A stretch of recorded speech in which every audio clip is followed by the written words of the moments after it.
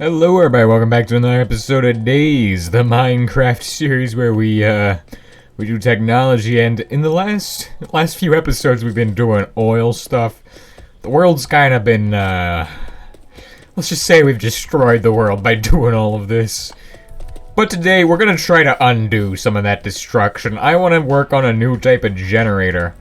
And I'm also gonna give you all a quick tour of what I've made here because I think this place is looking really cool and I'm getting started on some more buildings.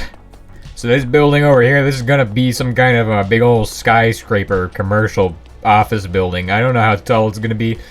Probably taller than the Watts power plant, which looks like this. Very nice, very nice. Inside there is a Watts reactor. And then you all know what the rest of these are. So we got reactor over there. We got several reactors over there, actually. We got the factory over here, oil refinery over there. So I said we're gonna clean up the world today, and to be honest, we're not cleaning up the oil spill. We're cleaning up a bunch of other stuff, which is worse. I'm talking about nuclear craters. How do we deal with all of this? Well, I could just go in and mine it by hand, but then I would have a ton of blocks that are radioactive, and I don't really want those. So the first thing we're gonna need to make is a breeding reactor core. Now there's a funny machine in HBM mod called a radiation engine, and it basically takes any radioactive block and instantly vaporizes it into energy, and that's what we're making today. It's also worth noting that we got some real fiberglass here. We got fiberglass made with wool and sand, and that's because at the time this mod was broken, so you couldn't actually make fiberglass, and so I added a recipe in Craft Tweaker. However, they actually updated the mod pretty recently, and I just haven't bothered to update. But I'll probably have to do that at some point in the near future. That is, of course, if I decide to play this again, I'll need to remember to update it. I should probably update it right now, so that way I don't have to forget, because you have to update each version, you know? Or technically, it would just kind of like destroy all of the progress I have in this world, because it would change all the block IDs. Maybe I shouldn't update. I don't know. One, two, three, 4 of those, and a piece of coal for each one, or coal powder. However, we do have coal, so we're just going to be using that instead. Yeah, so I did burn down a lot of the forest to actually get all this charcoal. We're just going to use that as fuel from now on. You're also going to notice that the chem plant over here is actually doing some stuff. We're making more ferric trabidate. We need a ton of that stuff. We also need a ton more superconducting magnets. But that's for a later video. And yeah, I'm about halfway to our goal for the superconducting magnets. However, I'm running out of iron and stuff, so I need to just wait for the iron farm to catch up with the consumption rate. Alright, so we need an assembly template for this. Assembly... What am I saying? Not an assembly template. We need a breeding reactor core. Look at this. Breeding reactor core. Boom. Shove that in there. Shove this, and that in there. Give it a few seconds. And for some reason the core... Wait a second. It went into the box? I gotta move this box. I always get freaked out whenever the thing doesn't actually end up in the slot it's supposed to be in. Now, you'll notice that we just made a breeding reactor core. What is this used for? Well, it's used for about 2 machines, and that's basically it. We technically need 3 of these, because we're making a radiation-powered engine. So we got that. The hardest things are going to be the overclocked circuit and maybe the star metal. However, I already got some star metal, I think. Yeah, just right here. And tons of superconductors, of course, for our project. Okay, so we're going to need some iron ingots. How many of these superconductors? 6 of them? That ain't too bad. I would complain if it was worse than that, like if I needed more. But 6 isn't too bad. How many advanced circuits? 4 of those? That isn't too bad either. Now, you're probably noticing the iron's missing. We have like more titanium than iron now, and I never thought we would have this much titanium compared to our iron. This is 55. That is all we have.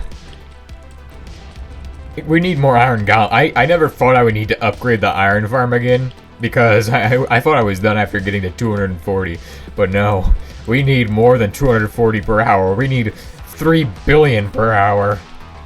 So once your magnetized tungsten is done, what you can do is you can either throw it into a machine to make it into some wires, or just use a factorizer if you got one of these, because that is just so much more effective.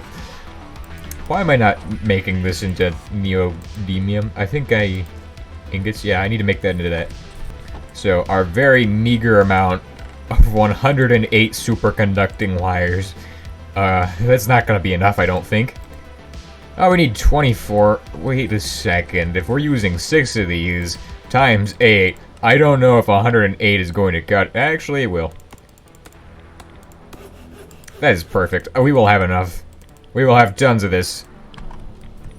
So yeah, the main thing that's going on is that I've been in this world for like a couple hours yesterday, processing the Shrebidium, and it's still not done. This is getting pretty crazy. I mean, the fact that we needed like several hundred Shrebidium ingots, well, ferric Shrebidate. You know, Shrebidium ingots aren't actually that bad, but it's the ferric Shrebidate. I don't know. That's what's really bad. That stuff is absolutely awful. Making it is a pain. But if you thought this version was a pain, then just go play the 1.7 version, because it is honestly much, much more difficult. So I have our overclocked circuit template, and a giant hole in my basement. That is fine. I'll just go over here and ignore that. Shove that into there. We'll have our last 4 pieces of today's recipe. The enhanced circuits. You see, here we are not cooking potato chips. We are cooking microchips. This is the greatest meal ever. So, I think it's time I explain what the machine we're making actually does, because, I mean, we're basically finished with making it. Is this red dye? No. Do we have red dye? No. That is bad. I need some red dye. Come on, man. Where's the red dye when you need it? Dang. Got a single piece of red dye. Just shove that in there. Is that all it needs? That was the wrong template. What the heck? What am I doing? This is a mistake.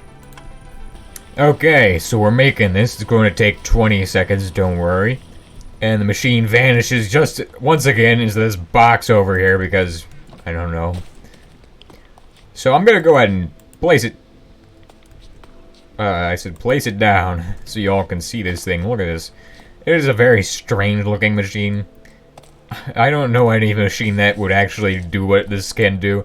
However, this is a radiation powered engine. So what does it use as fuel?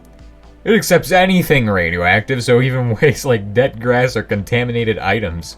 So yes, if you nuke yourself and you end up with like 600,000 grad armor, then you can just shove that thing in here and you're getting energy out of it. So yeah.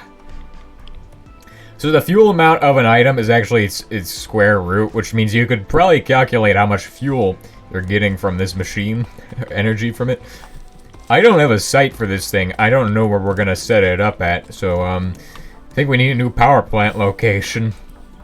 So I'm thinking we'll place this down over here. That's bad zoning. There's literally a building over there where there's gonna be people working, and they don't have anything to do with this industry we're making. So probably along Death Street over here, where all the other power plants and safety hazards are at. Which, yeah, I never thought I would say this, but I'm actually out of cobblestone, except for these 187 pieces, so we better make these count. Now, so yeah, this is going to be a power plant at some point. Some kind of radiation power plant, but not like a big ol' one. So this isn't the building channel, I won't build for you all. But we're gonna just plop this thing right on down somewhere in the middle. Alright, so this is the digital miner, and we've introduced him here before. However, he brought us back some wonderful goodies. Look at this. Dead grass, which is radioactive. We got some contaminated sand, which is also radioactive. He's going to be very important later on. So now, we're just going to shove all this rubbish into the absolutely magic machine here. Which is now fueling up. Holy crap, that is, it's definitely generating a lot of power from this. Holy crap. Fuel 22%. Can I turn this thing off? Up to 200k kilo HE, 200,000 HE per second. But this thing is vaporizing all of this dead grass from the RBMK plant and all the other places. Okay, I have everything we're gonna need. I got the cable drum, I got the converter, I got the power pylons, and I have the digital miner. So what is this guy able to do? He's able to mine anything you tell him, and he just doesn't care. Like, you can tell him to mine rare earth, and he'll do it. He'll do it for free. Well, free if you consider the fact that he consumes a bit of energy every time you tell him to mine something. But at this point, the amount of energy he's gonna take is way less than a particle accelerator, so I am not worried at all. Plus, he will be powering this guy. Which now, this thing is vaporizing sand. Goodbye, sand, I never needed you anyway. This is an atomic crater. Now what can I do with this? Well, I don't want to step in that. That's dead grass. That's the stuff we're trying to mine. So this is where our friend who's yet to be named, I don't know what to name him. If you all want to name him something, let me know down below. But our good friend here, the digital miner, is going to get to work. He's going to start mining Bitcoin in this desert, this nuclear crater. Now the first part is to remove all these useless ones. Like this one that says asbestos, get rid of that. Get rid of rare earth. Get rid of titanium. You don't need that. Or coltan, neodymium, tungsten. You don't need any of that. It's ready to go. So now all I have to do is just I guess hit the start button. As you can see, 400 of these to mine, and it's out of energy for some reason. Don't know why. But as you can see, he's digging up that dirt. Keep on going. You got work to do. Now, thankfully, this is just oily sand, so we're basically safe against the dangers of this giant crater. However, we're gonna have to crouch on this, because I need to get some samples for my digital miner. So we have contaminated dirt. That's a sample I need to take. I also need to get this out of my hand. So this crater is actually not just a nuclear crater. This is an antimatter crater, so it's got all this hot baleonite. And also, for some reason... Did it duplicate these? No, I just missed 2 of them. Man, why did I miss 2 of them and just leave them here? How have they not despawned? Now I am contaminated. Don't worry, because I'm holding shift. We should be fine. Which, dear, that is not something you want to hold. That is awful. That is the worst stuff on the planet, that green stuff. I'm gonna tell this guy to get to mining the green stuff, the hot baleonite. So you have to hit stop. Then you have to... I think you have to break him. Then we're going into config new filter item stack. Just gonna go ahead and put this thing in there. Yep, that's exactly what I want. The most dangerous item, save that in there, yep. So now we got more items going. And tell him to start again, so he'll get back to cleaning our nuclear wasteland. As you can see, he's now mining dirt, which is basically useless. Except now we're making dirt into nuclear power. Now I'd like to thank you all for watching. If you have enjoyed, then you know, you could hit the buttons that make the YouTube go. But I'll see you all next time, and hopefully I'll have something more interesting. I don't know if this was interesting. Maybe it was, maybe it wasn't. Who knows?